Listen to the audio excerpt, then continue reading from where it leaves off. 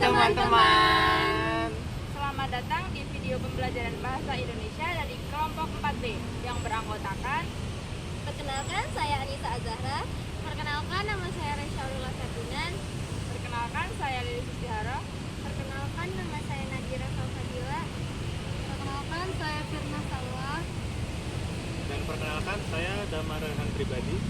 Hari ini kita akan membahas topik yang sangat penting dan sering kita jumpai dalam kehidupan sehari-hari, yaitu pembentukan kata dalam bahasa Indonesia. Nah, di dalam video ini kami akan menjelaskan 3 proses pembentukan kata. Yang pertama ada afiksasi, yang kedua reduplikasi, dan yang ketiga komposisi. Dan ditutup dengan contoh studi kasus agar lebih mudah dipahami. Yuk kita mulai pembelajarannya.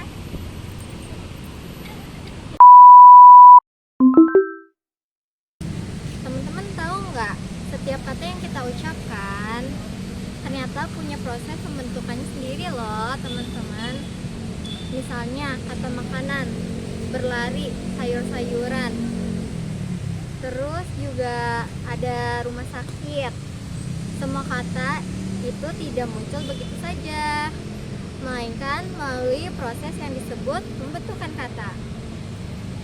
Nah, pembentukan kata adalah proses untuk menciptakan kata baru dari bentuk dasar sehingga memiliki makna yang berbeda atau fungsi gramatikal yang baru.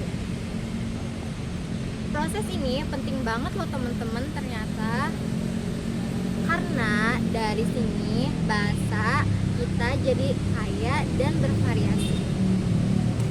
Yuk kita bahas satu persatu mulai dari yang pertama, yaitu afiksasi. Afiksasi adalah proses pembentukan kata yang menambahkan kata afiks atau imbuhan pada kata dasar. Afiksasi ini bertujuan untuk mengubah makna dasar kata. Misalnya dari kata kerja ke kata benda. Ada 4 jenis afiks utama dalam pembentukan kata dalam bahasa Indonesia. Yang pertama ada prefiks. Prefiks itu adalah imbuhan yang ditambahkan di awal kata. Contohnya ber dan lari. Prefiks biasanya menunjukkan kejadian dan tindakan.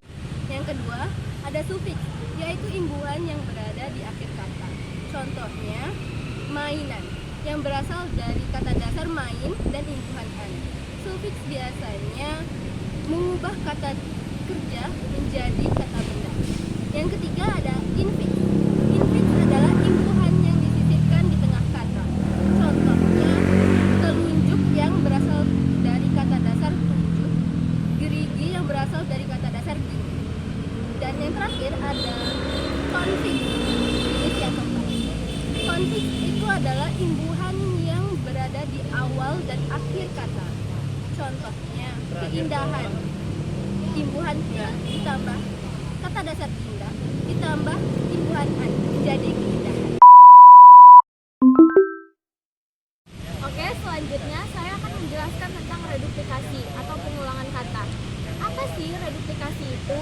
Reduplikasi adalah proses pembentukan kata dengan cara mengulang bentuk kata dasar secara keseluruhan ataupun sebagian. Proses ini memberikan kita makna.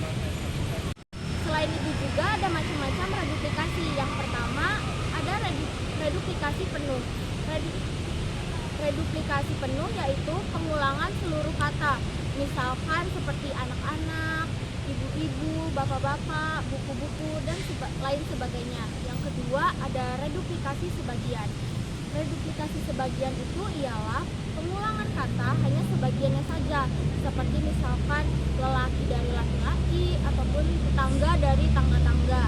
Yang ketiga ada reduplikasi dengan perubahan bunyi. Misalkan kayak bentuk kedua sedikit berubah. Misalkan contohnya sayur mayur, gerak-gerik, lalu ada lauk pauk. Yang keempat ada reduplikasi dengan imbuhan. Reduplikasi dengan imbuhan yaitu kata dasar pengulangan ditambah dengan imbuhan, seperti contohnya berlari-lari, berjalan-jalan, ataupun bermain-main. Jadi, reduplikasi membuat kata menjadi hidup. Misal, kata berlari itu terasa biasa aja, tapi dengan adanya ditambah dengan reduplikasi, berlari-lari terasa lebih ringan dan juga santai. Selanjutnya adalah komposisi, yaitu pembentukan kata dengan cara menggabungkan dua kata atau lebih sehingga memunculkan makna baru. Kata hasil komposisi disebut kata majemuk. Contohnya, kata meja ditambah makan menghasilkan kata meja makan. Kata rumah ditambah sakit menghasilkan kata rumah sakit. Kata kaki tambah lima menghasilkan kata kaki lima. Nah, menariknya, makna kata majemuk tidak selalu sama dengan arti kata asalnya. Misalnya, rumah sakit bukan berarti rumah yang sakit, melainkan tempat untuk merawat orang yang sakit.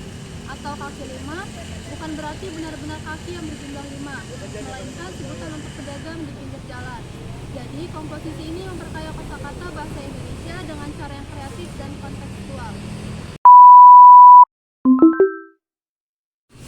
Agar lebih jelas, saya akan memberikan satu contoh dari studi kasusnya. Kalimatnya adalah, ibu membelikan mainan untuk adik di pasar malam. Nah, dari satu kalimat ini kita dapat menganalisis beberapa katanya, yaitu membelikan. Membelikan berasal dari kata dasar beli yang ditambahkan imbuhan me dan kan. Ini merupakan contoh dari afiksasi konfiks. Yang kedua adalah mainan yang berasal dari kata dasar main yang ditambahkan an. Ini juga merupakan contoh dari afiksasi, lebih tepatnya afiksasi sufiks. Dan yang terakhir adalah pasar malam. Pasar malam merupakan gabungan dua kata yang menghasilkan arti baru. Jadi ini merupakan contoh dari komposisi. Nah, dari satu kalimat saja itu kita dapat menemukan lebih dari satu cara pembentukan kata. Seru kan? Yang berikutnya adalah kesimpulan dan rekomendasi. Dari pembahasan tadi dapat kita simpulkan bahwa yang pertama, afiksasi adalah proses penambahan imbuhan pada kata dasar. Yang kedua adalah reduplikasi, adalah pengulangan kata. Yang ketiga adalah komposisi, adalah proses penggabungan dua kata atau lebih untuk menghasilkan makna baru. Dengan memahami pembentukan kata, kita jadi bisa menggunakan bahasa Indonesia dengan lebih cepat, kreatif, dan bervariasi. Terima kasih sudah menonton video pembelajaran dari kami. Semoga bermanfaat dan menambah wawasan kalian tentang bahasa Indonesia. Jangan lupa like, komen, dan share ya. Sampai jumpa. Bye bye bye bye.